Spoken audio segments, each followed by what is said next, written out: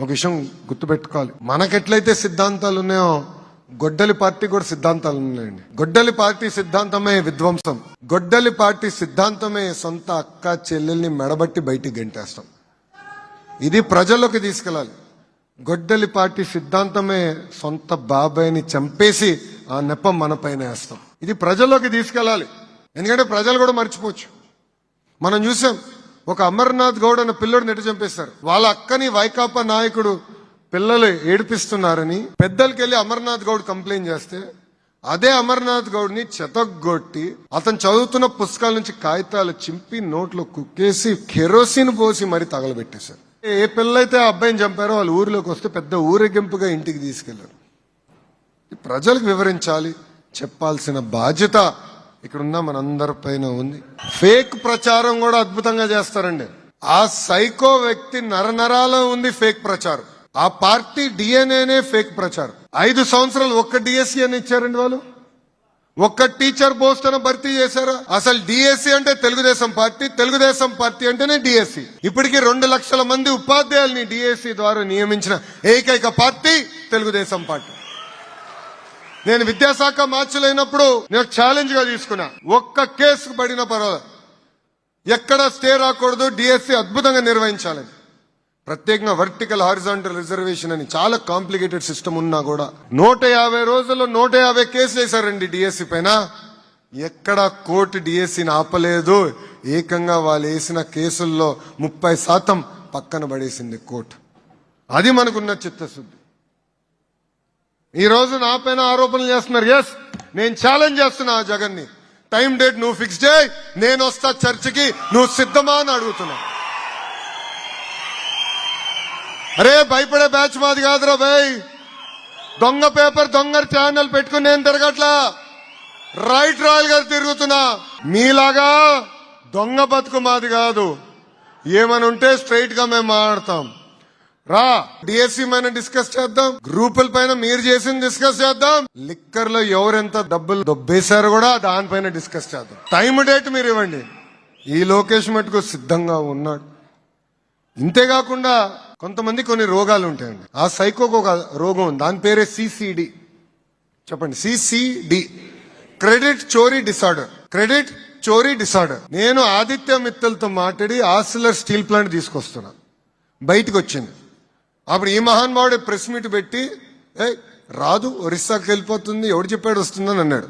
ఎప్పుడైతే శంకుస్థాపన చేశామో ఇట్లన్నీ నేను తీసుకొచ్చాను కదా, నేను వాళ్ళతో మాట్లాడా కదా, మా ముత్తాత వాళ్ళ ముత్తాతకు పరిచయం ఉంది, ఆత్మలు మాట్లాడుకున్నారు, తీసుకొస్తున్నామంటాడు. ఇంకా కొన్ని సంవత్సరాలు పోతే ఆగస్ట్ 15 వచ్చినప్పుడు అంటాడు, మా ముత్తాతనే భారతదేశానికి స్వాతంత్రం తీసుకొచ్చాడు అంటాడు. ఎంత అన్యాయం అండి. గూగుల్ తీసుకొస్తే ఆయన తీసుకొచ్చాడంట. రాయల్ ఎన్ఫీల్డ్ తీసుకొస్తే నేను చిన్నప్పుడు రాయల్ ఎన్ఫీల్డ్ నడిపాను కనుక రాయల్ ఎన్ఫీల్డ్ నేనే తీసుకొచ్చానంటాడు. సో ప్రజల్లోకి చెప్పాల్సిన బాధ్యత మనందరిపైన ఉందండి. లేదంటే అబద్ధాలు 1కి 10 సార్లు చెప్పి నిజం చేసాక ప్రయత్నిస్తారు. భోగాపురం గురించి కూడా మాట్లాడాలి. ఆ రోజు భూసేకరణ చేసింది మనం, పనులు ప్రారంభించింది మనం, ఇప్పుడు వచ్చి ఆయన ఏదో పీకినట్టు చెప్తున్నాడు. అరే మళ్ళీ 5 సంవత్సరాలు ఏం చేసావు భయ్? 5 సంవత్సరాలు ఎందుకు పూర్తి చేయాలా? పట్టించుకోవాలా? ఏకంగా జిఎంఆర్ వాళ్ళకి ఇచ్చిన భూముల్లో 500 ఎకరాలు ఈయన లాక్కుని వేరే వాళ్ళకి ఇవ్వాలని ప్రయత్నించాడు, వాళ్ళ సొంత వ్యక్తులకి ఇవ్వాలని ప్రయత్నించాడు. ఈరోజు తిరిగా భూములు ఇచ్చాం కనుకనే ఎయిర్పోర్ట్ పూర్తయింది, ఎంఆర్ఓ పూర్తయింది. 1వ తారీఖు నాడు మన ప్రధానమంత్రి నరేంద్ర మోడీ గారి చేతుల మీదుగా భారతదేశానికి భోగాపురాన్ని ఏకంగా అంకితం చేస్తుంది. ఒక చిత్తశుద్ధి ఉంది మనకి. ఇది ప్రజలు చెప్పాల్సిన బాధ్యత ఇక్కడున్న కార్యకర్తలందరిపైన ఉందని తెలియజేసుకుంటున్నా. ఇంకో విషయం, ప్రభుత్వం కొనసాగింపు అనేది చాలా చాలా అవసరం. ఇక్కడున్న ప్రతి కార్యకర్త ఇది గుర్తుపెట్టుకోవాలి.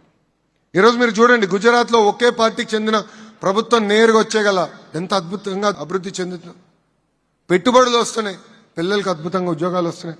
మొన్నటి వరకు మనం చూసాం ఒరిస్సాలో కూడా ఒకే పార్టీ ఉండే, వాళ్ళు కూడా మనకన్నా అద్భుతంగా అభివృద్ధి చేసుకుని ముందుకు వెళ్ళే పరిస్థితి మనందరం చూసాం. మనం అంటే తెలుగుదేశం పార్టీ ఒక పెద్ద కుటుంబం, ఆ కుటుంబం కాస్త ఇంకొంచెం పెద్దగా అయింది. ఎందుకంటే తెలుగుదేశం పార్టీ, జనసేన, భారతీయ జనతా పార్టీ ముగ్గురం కలిసికట్టుగా ఈరోజు పనిచేస్తాం జరుగుతుంది. మా అందరికీ చిత్తశుద్ధి ఉంది, మా అందరికీ క్లారిటీ ఉంది. బూత్ స్థాయికి కూడా అదే క్లారిటీ చాలా చాలా అవసరం. నేను ఒక ఇండియా టుడే కాన్క్లేవ్ వెళ్ళా. దాంట్లో యాంకర్ మాట్లాడుతూ 29 ఎన్నికలు మీరు కలిసే పోటీ చేస్తారా అని అడిగాడు. నీకెందుకు డౌట్ ఉంది? 100% నేను కలిసే పోటీ చేస్తున్నాను. మీరందరూ చప్పట్లు కొట్టారు. ప్రోగ్రామ్ అయిన తర్వాత పవన్ అన్న నాకు ఫోన్ చేశాడు. ఫోన్ చేసి, అరే మనం 3 టర్మ్లు కనీసం 3 టర్మ్లు అంటే ఒక టర్మ్ ఎందుకు చెప్పారా అన్నాడు. కరెక్టే అన్న, 3 టర్మ్లు కలిసికట్టుగా మనం పోటీ చేస్తున్నాం, దాంట్లో ఎలాంటి డౌటే లేదని చెప్తాను. ఇది అందరం గుర్తుపెట్టుకోవాలి.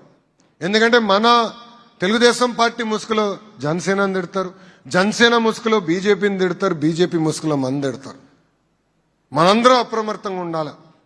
ఏ ఐక్యత అయితే ఢిల్లీలో పనిచేస్తున్నాం, అమరావతిలో పనిచేస్తున్నాం, అదే ఐక్యతతో గల్లీలో కూడా మనం కలిసికట్టుగా పనిచేయాలని ఈ సభాముఖ కార్యకర్తలందరికీ నేను పిలిపిస్తున్నా.